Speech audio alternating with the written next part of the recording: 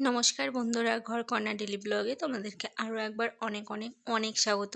তো তোমরা সকলে কেমন আছো? আশা করছি ভীষণ ভালো আছো, আর আমিও কিন্তু ভীষণ ভালো আছি। আর আজকে দেখো একটু অন্যরকমভাবে চিকেন কষা করে তোমাদেরকে শেয়ার করছি। তো চলো দেখে নিয়ে যাক। প্রথমেই দেখো আমি এখানে কিন্তু 1 কিলো মতো মাংস নিয়ে নিয়েছি, আর যেটা ছিল ভীষণ বড় বড় করে পিস করা হয়েছিল।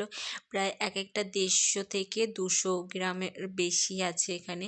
তো তোমরা তো পিসগুলো দেখেই বুঝতে পারছো।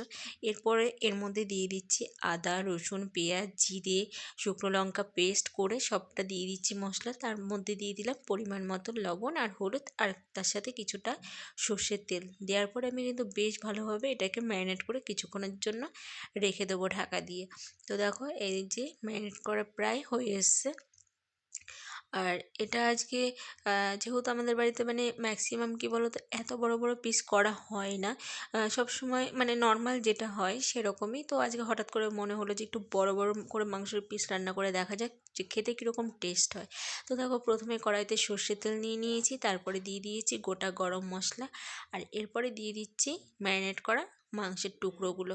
এই যে দেখো মাংসগুলো দেখতে পাচ্ছ তো কতটা বড় বড়, অনেকটা বড় বড় মাংসের পিসগুলো হয়েছিল।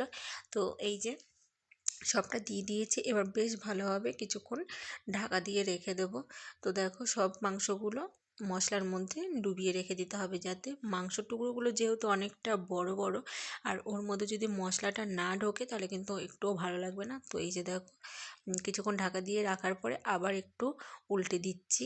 তো একটু হালকা একটু নাড়াচাড়া করে দিলে মাংসটা তাড়াতাড়ি সেদ্ধ হয়ে যাবে আর ভেতরে ভালোভাবে মশলাটা ঢুকবে। তো সেই জন্য আবার বেশ ভালোভাবে নাড়াচাড়া করে আবার কিছুক্ষণের জন্য ঢাকা দিয়ে রেখে দেবো। তো সেই জন্য দেখো আজকে যে মানে কি বলবো, যেটা বলছিলাম যে সবসময় তো ধরো নর্মালভাবেই মানে মাংসের পিস করে খাওয়া হয়, কিন্তু এত বড় করে কিন্তু মাংসের পিস করে কখনো মানে করা হয় না। তো হঠাৎ করে মনে হলো যে দেখি খেয়ে দেখি কীরকম লাগে টেস্ট, মানে আর আমরা খেতে পারি কি না এতটা মাংস একসঙ্গে। কেননা দেখি ভিডিওতে কিন্তু অনেকেই দেখি যে এত বড় বড় মাংসের টুকরোগুলো 1 নিমেষের মধ্যে খেয়ে নিচ্ছে। তো আমরা সেই জন্য ভাবলাম যে দেখি নিজেরাও খেতে পারি কি না। তো দেখো মাংস কিন্তু আমাদের কষানোও হয়ে গেছে।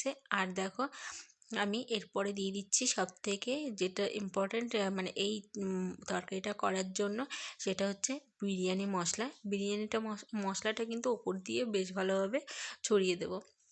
তো দেখো বিরিয়ানি মশলাটা দেওয়া হয়ে গেছে, আমাদের কিন্তু তরকারিটা রেডি। তো এই আজকের এই রেসিপিটা তোমাদের কাছে ঠিক কেমন লাগলো সেটা কিন্তু অবশ্যই কমেন্ট করে জানিও। আর যদি ভালো লেগে থাকে তাহলে একটা লাইক, কমেন্ট আর শেয়ার করে দিও। আর এখনও পর্যন্ত যারা যারা আমার চ্যানেলটিকে সাবস্ক্রাইব করোনি তারা প্লিজ আমার চ্যানেলটিকে সাবস্ক্রাইব করে দিও।